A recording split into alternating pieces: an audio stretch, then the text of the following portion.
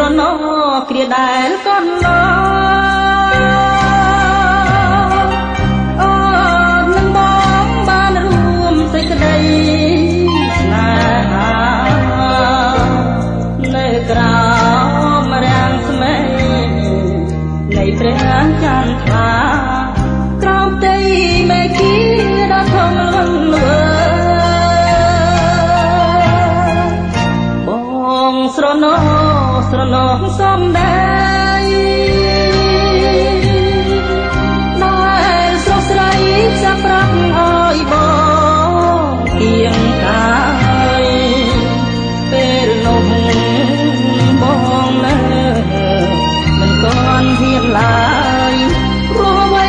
ត្រាំត្រាយខ្ពស់ហួងហាត់ថា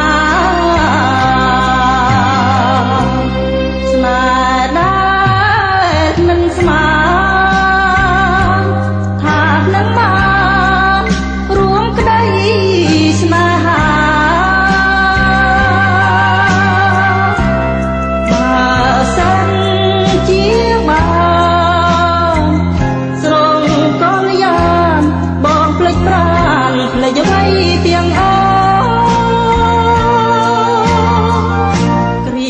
ដែលហួង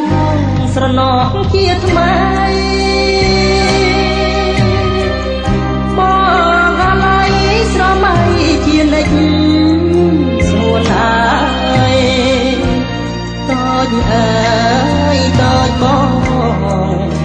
ងមិនភ្លេចឡើយបងចាំគៀតាយគ្រាអូនវិលវិញ